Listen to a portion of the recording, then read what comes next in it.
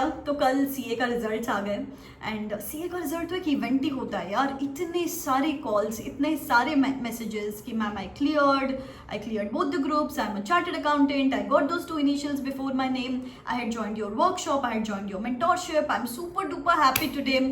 And yeah, amidst all of these calls I observed one little thing.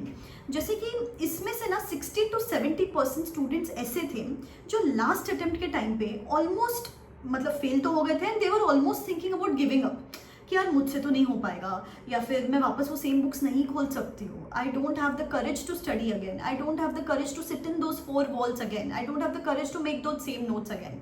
And strangely today those same people are messaging me कि ma'am आई cleared. अभी आपकी भी हालत फिलहाल कुछ ऐसी ही रहेगी. I totally understand. फेलियर के बाद किसको अच्छा लगता है यार. You might be depressed, you might be devastated, you might be hurt, you might be feeling नहीं खोलनी है मुझे वो बुक्स, नहीं बैठना है वापस वहाँ पे, मेरे फ्रेंड्स पास हो गए, I don't know if I ever clear these examinations. I know बेटा ये सब नॉर्मल है, सब नेचुरल है, बट एक अगर मैं आपको एक पर्सपेक्टिव दूँ, see I myself have failed, I have gone through all of this, but बेटा सीए का एग्जाम्स है, बीकॉम का एग्जाम तो नहीं है कि यहाँ पे सब पास हो जाते हैं, सब पास हो रहे हैं, मैं अकेली फेल हो रही हूँ. सीए का एग्जाम से 80% स्टूडेंट्स आर फेलिंग. सो यहाँ पे हार जीत चलती रहती है, यहाँ पे सक्सेसफुल अनसक्सेसफुल चलता रहता है. What matters now is you look at the bigger picture कि few years down the line I want to be the person having those 2 initials before my name. Few years down the line, I want to be the person who is looking back and saying, I am proud of myself. So beta, this is just a temporary phase of your life. If you want to chase that permanent goal, those 2 initials, तो अभी थोड़ा सा strong होना पड़ेगा, थोड़ा सा accept करनी पड़ेगी चीज़ें. Because see बेटा, this is the time you have to stand by your side. बाकी दुनिया आपके अगेंस्ट रहने दो, आपके पेरेंट्स आपको ट्रस्ट नहीं कर रहे होंगे, मे बी आपके फ्रेंड्स आपसे दूर हो गए होंगे, मे बी आपको लोग हंस रहे होंगे, मे बी, या whatever it is, you have to stand by your side, you have to be your own cheerleader. Because अगर इस स्टेज पे खुद को बार बार फेलियर की याद दिलाओगे ना, to heal the wound you need to stop touching it. अरे हो गए फेल, बार बार खुद को याद दिलाओगे फेल हो गई, फेल हो गई, फेल हो गई, उससे कुछ होने वाला नहीं है. Instead of that let's look at the bigger picture. नहीं यार, सितंबर 25 मेरा कमबैक अटेम्प्ट रहने वाला है. I am not the person who has failed, I am the person who is starting of with an experience. तो एक क्लीन स्लेट के साथ स्टार्ट करते हैं. ऑफकोर्स मैं ये नहीं बोल रही हूँ कि आप कल से ही पढ़ाई शुरू कर दो, आज से ही पढ़ाई शुरू कर दो, वो तो प्रैक्टिकली पॉसिबल है ही नहीं. Even I understand that. Book खोल के बैठोगे तो वही फ्लैशबैक्स आएंगे, वही थॉट आएंगे.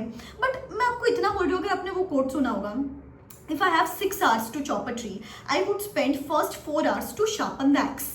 तो मैं बोल रही हूँ नेक्स्ट 3-4 दिन ना ये शार्पनिंग द एक्स वाला चीज़ करते हैं. जैसे कि क्या, अभी बेटा जैसे कि कुछ तो गलत हुआ रहेगा. आई नो आपके दिमाग में आ रहा होगा कि मैम अभी ऐसा ऐसा क्या एक्स्ट्रा करूँ, मैंने तो सब कुछ कर लिया था. बट बेटा there is always a scope of improvement. कुछ तो अपन स्कोप ऑफ इम्प्रूवमेंट रहता है, हर चीज़ में रहता है. तो सीए के एग्जाम्स में तो रहेगा ही रहेगा फॉर श्योर. तो आपको क्या करना है कि जैसे कि आप ब्रॉड लेवल पे थोड़ा सा फ्लैशबैक में जाओ तो आपको लग सकता है कि शायद डिसिप्लिन में प्रॉब्लम था, शायद स्टडी प्लान में प्रॉब्लम था, शायद रिविजन्स में प्रॉब्लम था, पेपर सॉल्विंग नहीं की होगी. कुछ तो आपको समझ में आएगा कि चलो ब्रॉड लेवल पे ये प्रॉब्लम्स हैं. फिर अगर प्रैक्टिकल सब्जेक्ट्स में अगर आपको कम मार्क्स मिले तो there may be problems like silly mistakes. अगर आप चाहते हो ना बेटा तो आपके पेपर्स मंगवा लो सो दैट आपको समझे कि कहाँ गलतियाँ हो रही है. काफ़ी बार अपने दिमाग में रहता है कि मुझे सही, मैंने सब सही लिखा है, I should have gotten the marks, लेकिन मे बी आपने सही नहीं लिखा होगा. तो यू विल अंडरस्टैंड ना, आपके सामने आपका चिट्ठा आ जाएगा. सो सिली मिस्टेक्स हो सकते हैं, कॉन्सेप्चुअल अंडरस्टैंडिंग की प्रॉब्लम हो सकती है, प्रैक्टिस की प्रॉब्लम हो सकती है. आइडेंटिफाई कि चलो ये पेपर में मेरी ये गलती हो गई होगी. अभी अगर आप थियोरी पेपर में फर्दर ड्रिल डाउन करते हो तो मे बी रिटेंशन प्रॉब्लम हो गया रहेगा, मे बी वो एग्जाम के 1.5 डेज में सब कुछ रिकलेक्ट नहीं किया होगा, या फिर मे बी लैंग्वेज का इशू रहेगा, एमसीक्यू का इशू रहेगा, it may be anything, presentation problem भी हो सकता है. तो आइडेंटिफाई, थोड़ा सा क्रिटिकल होकर आइडेंटिफाई कि चलो ये प्रॉब्लम हो गई होगी, ये प्रॉब्लम हो गई होगी, और इस बार I want to work upon these little things. Just finish up करना है. पढ़ाई तो आपने कर ली है ना, फिनिश अप करते हैं एंड 100% इस बार फिर क्लियर कर लेंगे. फिर मैम अभी हम स्टार्ट कैसे करें, कौन से सब्जेक्ट के साथ स्टार्ट करें. बेटा सिंपल बात बताऊं, हर स्टूडेंट के ना 2 से 3 सब्जेक्ट ऐसे होते हैं जो उसके वीक होते हैं और 2 से 3 सब्जेक्ट ऐसे होते हैं जो उसके स्ट्रांग होते हैं. तो अगर आप बोथ द ग्रुप्स दे रहे हो तो जुलाई एंड तक आपको कोई भी 3 सब्जेक्ट्स पिक करने हैं जो आपके वीक सब्जेक्ट्स हैं, जिस वजह से आपको मार्क्स नहीं मिल रहे हैं. तो इस मंथ में उसको फिनिश ऑफ कर दो एंड अगले महीने में अपने ईजी सब्जेक्ट्स करेंगे सो दैट वो प्रेशर बिल्डअप नहीं होगा.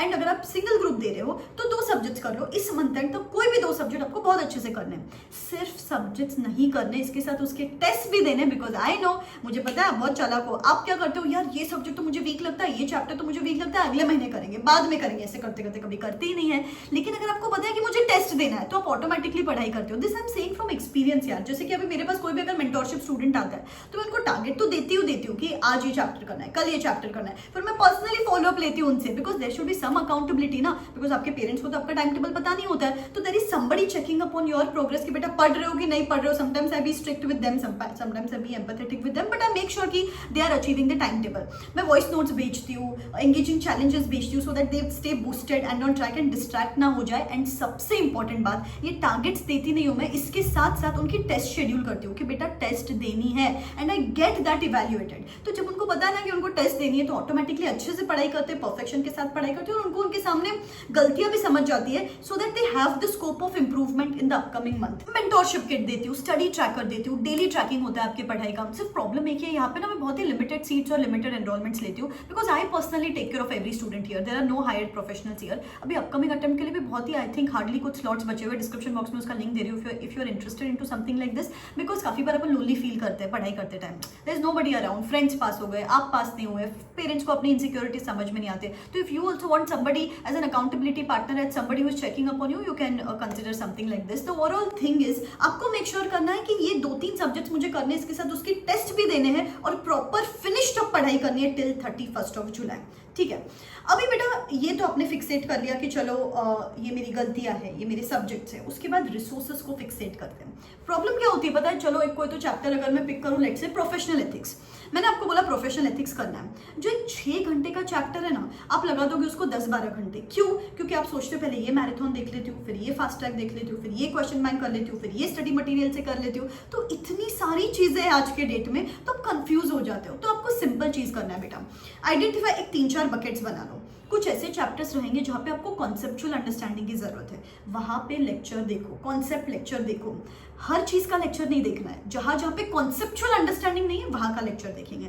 फिर कुछ ऐसी चीज हो सकती है जहाँ पे आपको लगता है कि मुझे क्विक रिविजन्स की जरूरत है, खुद से करोगी तो टाइम लगेगा, जो अगर जैसे ऑडिटिंग स्टैंडर्ड्स है, अकाउंटिंग स्टैंडर्ड है, मैराथन देखोगी तो फास्ट हो जाएगा। वैसी चीजें फिक्सेट करो कि चलो यहाँ पे मुझे मैराथन्स देखने हैं। फिर कुछ ऐसी चीजें हो सकती है कि मुझे लेक्चर देखना ही नहीं है, मुझे ज्यादा प्रैक्टिस की जरूरत है, तो क्वेश्चन बैंक्स ऑर्डर करो, ज्यादा से ज्यादा प्रैक्टिस मटेरियल ऑर्डर करो, और उस हिसाब से अभी डिसाइड कर लो कि चलो मुझे ये चीजों से प्रैक्टिस करनी है। ठीक है, फिर उसके बाद आता है बेटा, आई नो पढ़ाई तो स्टार्ट कर लोगे, लेकिन दिमाग में आपके एन नंबर ऑफ चीज़ें चलती रहेगी। यार काश ऐसे किया होता, मेरे फ्रेंड्स तो पास हो गए, या फिर what if I fail again this time. It is normal, मैं ये नहीं बोल रही हूँ कि ये होने ही नहीं वाला है, बट मैं क्या बोलूँ कि थोड़ा सा ना ब्रेन को डेविएट करते हैं। जैसे कि अगर मैं आपको आज कोई सीरीज देखने बोलूँ तो आप वो सीरीज देखते देखते थोड़ा टाइम तो फेलियर भूल जाओगे। वैसे ही पढ़ाई को ना थोड़ा सा गेमिफाई करो, थोड़ा सा इंटरेस्टिंग बनाओ। जैसे कि कैमरा ऑन कर दो, खुद को सिखाना शुरू कर दो, मिरर के सामने जाओ, खुद को सिखाना शुरू कर दो।